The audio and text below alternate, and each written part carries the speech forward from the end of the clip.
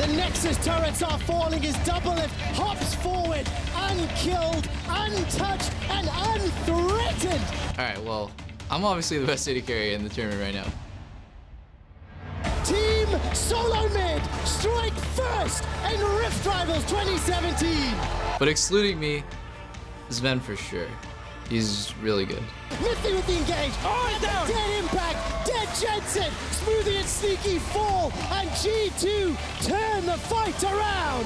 TSM is probably one of the strongest teams from NA right now. I mean, it's definitely not Phoenix 1, that's for sure. Rockstar Let's Bounce delivers 2 to the back line. Easier for Reckless to stun him in the Maelstrom. A Valkyrie forward from Captain Fnatic Ace Phoenix 1.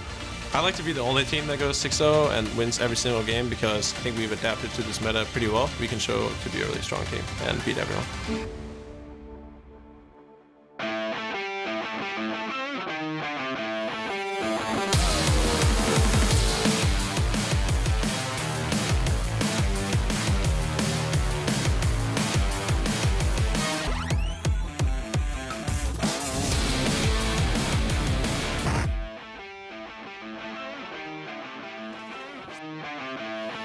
Well, welcome to Berlin for day 2 here at Rift Rivals. The Unicorns of Love lost their first 2 games against Phoenix 1 and TSM yesterday, and now they're looking to strike back as they go up against Cloud9 in our very first match of the day. The crowd is hyped, so are we here on the desk. You'll see us in just a second, but first we're going to take a look at some more stuff, some more crowd, because everyone is super excited to be here. And Romain, the manager of the Unicorns of Love, has lost his hair because Bjergsen shaved his head because he made a bet that they would never lose to TSM. Well, he's gonna have to pay for it. And one of those foolish bets where there's no reward if you win. Exactly, but he just loses the hair. Luckily it's summer, so it's probably a nice breeze, and now he can just wear all those cool wigs he wants to and his costumes. It'll be much easier. And there we have C9 as well. Good afternoon, everyone. I'm EpicSkillshot, joined here on the desk by Trashy, Prolly, and Jat. And I think for an NA versus EU tournament, this is perfect. We have a European player who used to play in NA. Also relegated in NA. Relegated in NA. We have. Shows how strong North America as a region is, really. These two people who are pillars of the European community couldn't cut it in NA. Yeah, I don't think that's really it. I think it's kind of like we see this growing region of dominance, and we needed to join it and jump ship. And that's kind of where we ended up in Europe. And then we have Jat, NALCS caster, coming to cast in EU. And Canadian, covering all big. Most of North America. We learned that it was easier to play in EU, so. Was it? Trash is on my side. Look at this. Yeah, I mean, look at that. Jet told me I should say that, so now I did it. Well, for now in the Rift Rivals, NA is looking superior. Yesterday, the NA and EU teams, they kicked off with the tournament with a 6 action-filled games, and here's how the field is stacking up after day 1. Well, let's talk about the good. TSM is 2-0 and is the only 2-0 team. Probably. How impressed were you with TSM yesterday? Yeah, I mean, I don't think TSM did anything like super out of the ordinary for them. Like they did, you know, their classic like 4-man dive bots. They're like really strong in team fights, and they like to group around mid.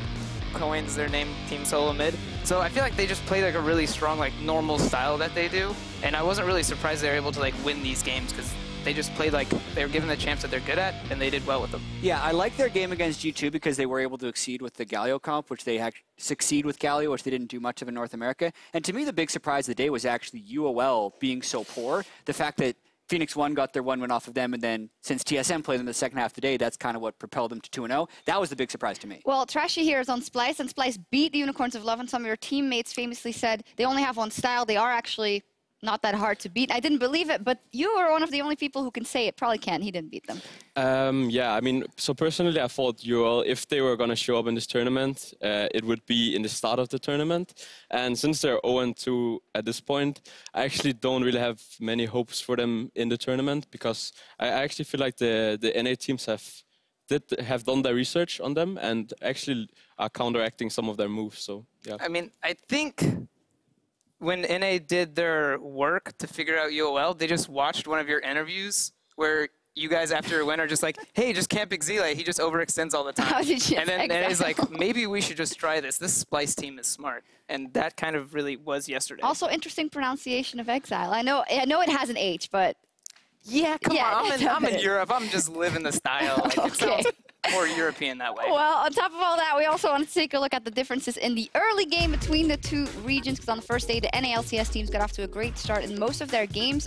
The inverse, actually, gold difference at 15, especially being down over 1K gold as an average for the European region is surprising to me. Maybe especially because of Fnatic, because they had such a high average, but none of the teams are showing up early. Yeah, that was the thing for me as well, because Fnatic had such a dominant early game in Europe. 81% of their games they'd get first blood. They'd be up 1,500 gold at 15. And the North American teams we sent actually aren't the early game powerhouses of the region. They're either average or if you're Phoenix 1 behind. So when NA jumps out to the early leads like that, that's one of the big things that contributes to their 4-2 start. Yeah, and I think the European teams in this previous week before Rift Rivals have been taking this really like more scaling approach a lot of the teams have. And then, yeah, Fnatic is always, this early game powerhouse. And then you see them with all these like scaling picks again, and I'm like, yeah, it looks like they're just not going to play early game hard. And then NA showed up big. And it turns out you don't get to scale that much when 3 people dive your mid lane turret at 3 minutes and 54 seconds, and the LeBlanc snowballs. So it also seemed like Fnatic didn't really know what to do when they're in a situation where Caps was the one being pressured, because usually they tend to pick a lot of scaling from the bottom side and putting Soas on a tank, and then suddenly your playmaker in the mid lane and jungler are being pressured, and then there's no real way out in the early game, so they just needed to farm up and hope for the best. Hopefully they find some answers today. We're going to check out the matchups. We start with Cloud9 versus Unicorns of Love in just a few minutes, and Fnatic will have to find some answers. They're up versus TSM in the third match of the day. I'm definitely very much looking forward to that one. Probably quick thoughts? The C9 UOL, I hope UOL watch the C9 game win, because UOL and Fnatic both play these kind of like losing early game bots where they play a lot of playmaking, but they don't win the early push. I hope they learned, like, C9 gets blitz and they have a pushing lane. They're going to just roam mid and destroy Exile. So I hope they learn something about this and they're not going to just like give up a pushing bot and allow them to all, 3-man mid. It'll be interesting to see. It is time to kick